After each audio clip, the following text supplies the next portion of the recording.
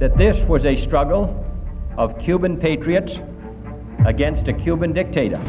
Este es el documento desclasificado de los Estados Unidos donde los jefes militares proponen atacar a su propio país y culpar a Cuba. Están irritados con nosotros porque lo tenían todo planeado. El 13 de marzo de 1962, los jefes del Estado Mayor Conjunto entregaron un documento al secretario de Defensa. En ese documento proponen lanzar granadas de mortero contra sus propias bases militares. También proponen daños a sus instalaciones e intentos de secuestros contra aeronaves y embarcaciones civiles. Proponen hacer estallar un barco en la base naval estadounidense de la bahía de Guantánamo e incluso llevar a cabo una campaña de atentados dentro de su propio país. Todo elaborado de forma encubierta para ejecutarlo en su propio territorio y culpar a Cuba de esos ataques. Aunque ninguna de esas propuestas se ejecutó, queda una interrogante. ¿Cómo es posible que los hombres más poderosos de los Estados Unidos propusieran esto por escrito? Gente cuyo trabajo era velar por la seguridad de su propio país y sobre todo, ¿quién los detuvo? Porque esa es la parte que casi nadie cuenta. En palabras más simples, ¿por qué se escribió la Operación Northwoods?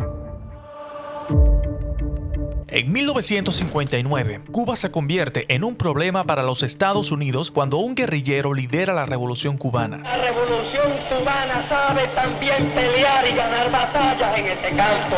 Derrocó a Fulgencio Batista, que había llegado al poder por un golpe de Estado en 1952, y en mayo de 1959 llegó la Ley de la Reforma Agraria. Con esa ley, el Estado cubano empezó a expropiar las tierras de sus dueños privados. El 4 de febrero de 1960, el número 2 del Kremlin aterrizó en La Habana. De esa visita salió el primer acuerdo comercial entre Cuba y la Unión Soviética, azúcar cubana a cambio de petróleo soviético.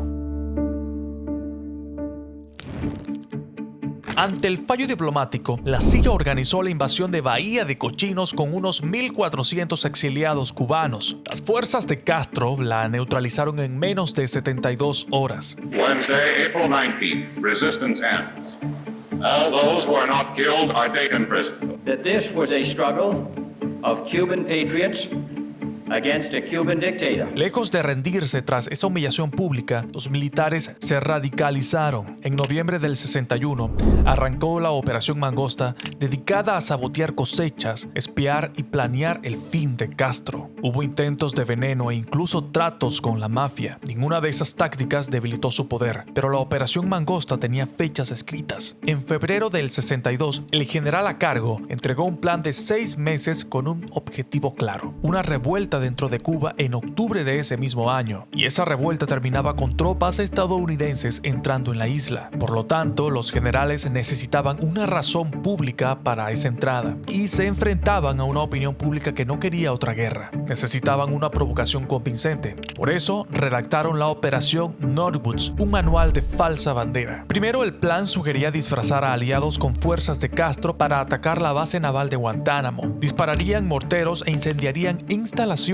para generar imágenes impactantes en la prensa. Pero un ataque contra una base militar no convence a un país entero. Por lo tanto, un documento hace referencia directa al hundimiento del acorazado Maine en 1898. Proponía volar un barco propio en la bahía, porque un ataque contra un barco estadounidense, eso sí enfurecería a un país entero. El 16 de marzo, 3 días después, Kennedy convocó una reunión sobre Cuba en la Casa Blanca. En esa sala estaba el director de la CIA, el fiscal general y el propio Lemnitzer. Ahí le informó que el ejército tenía planes para crear pretextos y usar la fuerza. Kennedy los cortó en seco. Según el memorándum de esa reunión, contestó que ahí no estaba discutiendo el uso de la fuerza militar estadounidense. Ese mismo día se descartó la versión del plan que la contemplaba, y no era la primera vez que ese presidente sacaba gente por Cuba. Después de Bahía de Cochinos, había forzado la renuncia del director de la CIA y de su segundo y del jefe de operaciones encubiertas. Ahora le tocaba al militar de más alto rango del país. Lemnitzer terminó su periodo en septiembre y Kennedy no lo renovó. Lo mandó a Europa a comandar las fuerzas de la OTAN. Y hay que ser justos, porque ese rechazo no vino de la bondad. Kennedy ya había autorizado ataques contra Cuba antes. Si el público descubría que el gobierno atacaba a su propia gente, perdía toda su autoridad.